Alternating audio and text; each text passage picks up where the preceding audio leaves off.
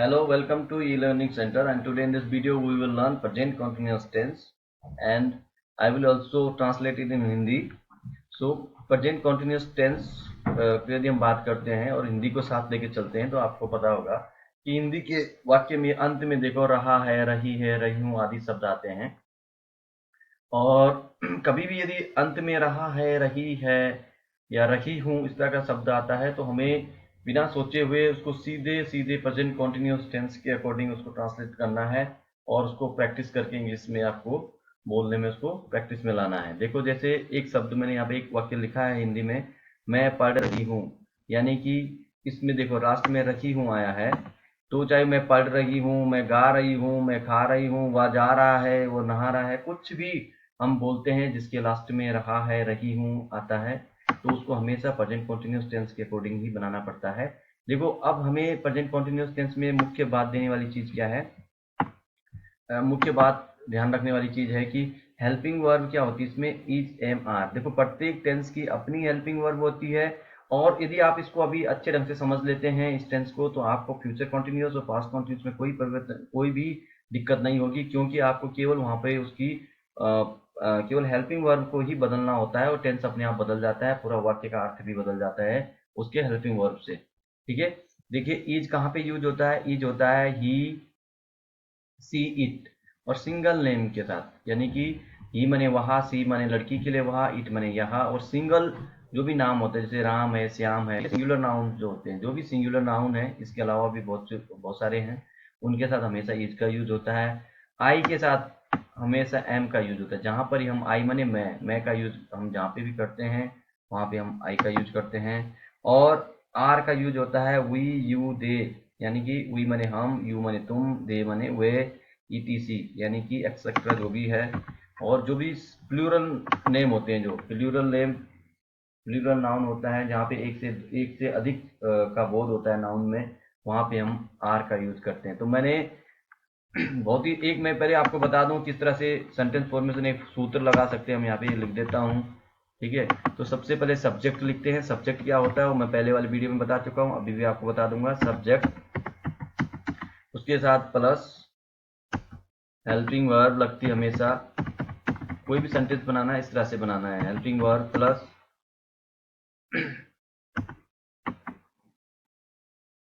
Verb की first form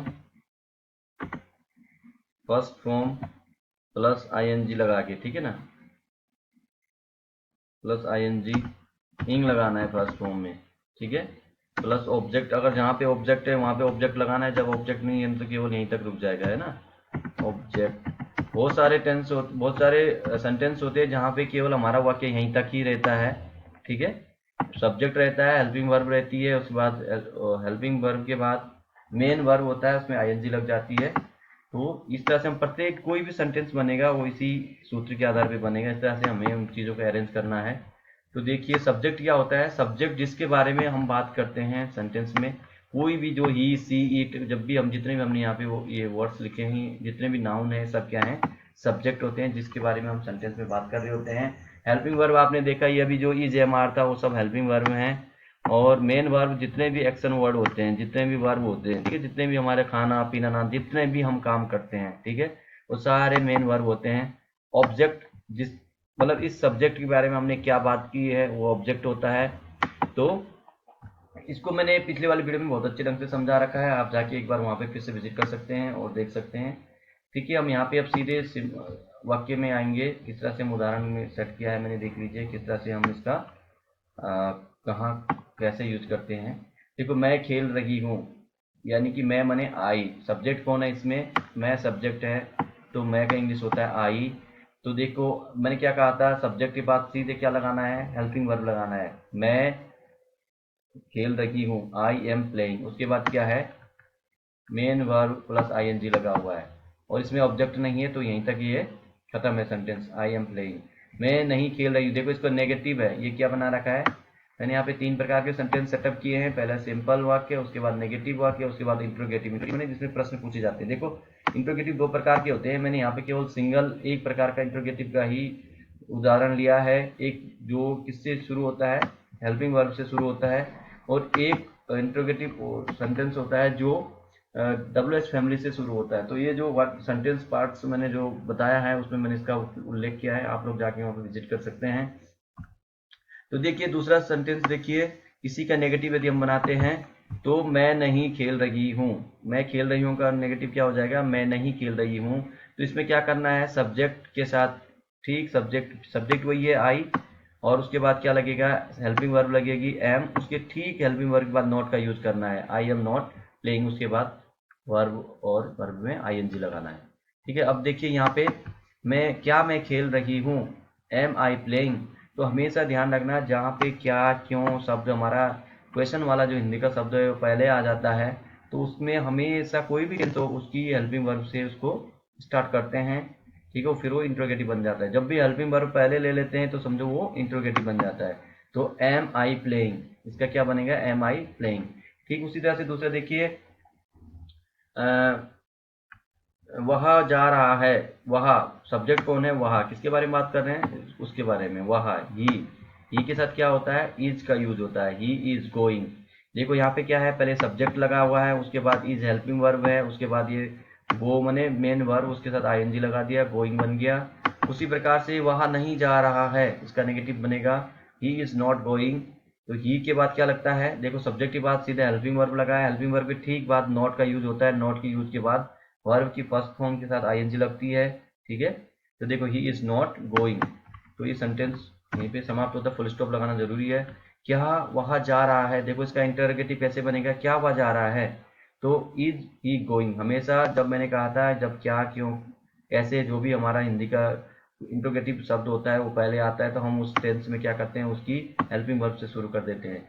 is he going का मतलब हो गया क्या वह जा रहा है।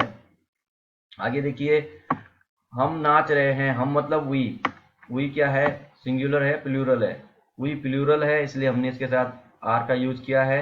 वी आर प्लेइंग, प्लेइंग मतलब खेल रहे हैं। तो हम ना सॉरी यहाँ पे डांसिंग आएगा, क्या आएगा, we are dancing, we are dancing, हम नाच रहे हैं। क्या हम नाच रहे हैं, आर सॉरी हम नाच नहीं रहे हैं, या हम नहीं नाच रहे हैं, तो बनेगा वी आर नॉट डांसिंग। क्या बनेगा, वी आर नॉट डांसिंग। तो यहाँ पे भी डांसिंग होगा, आर वी डांसिंग, क्या हम खेल रहे हैं, देखो वर लग गया, यहाँ पे वर नहीं है वी है, ठीक है ना, are we dancing, are we dancing, क्या हम सॉरी इंट्रोगेटिव मार्क लगेगा, interrogative mark, are we dancing. देखो क्या है, वी आर डांसिंग, नेगेटिव बनेगा वी आर नॉट डांसिंग, और इंटरोगेटिव बनेगा आर वी डांसिंग। उसी तरह से तुम गा रहे हो, you are singing, you are not singing. देखो सब्जेक्ट प्लस वर्ब, वो subject plus helping verb plus not plus verb plus ING. ठीक है, इसमें भी देखो इसमें कैसे बनेगा, इंट्रोगेटिव कैसे बनेगा, पहले हेल्पिंग वर्ब पहले आ जाएगी, helping verb plus subject plus verb की फर्स्ट फॉर्म प्लस आईएनजी। तो ये था हमारा आज का प्रेजेंट कॉन्टिन्यूअस टेंस। तो कृपया प्लीज इसको चैनल को सब्सक्राइब कीजिए और लाइक भी कीजिए, और कमेंट जरूर करिएगा आपको इसमें क्या लगता है कि मैं हम कुछ नया कर सकते हैं, क्या लगता है कि जो हम आसानी से समझा सकें। इसके लिए आप हमें कमेंट करें ताकि हम समझ सकें आपको समझ में आ रहा है या नहीं, आप किस तरह से इसको समझना चाहिए। Thank you.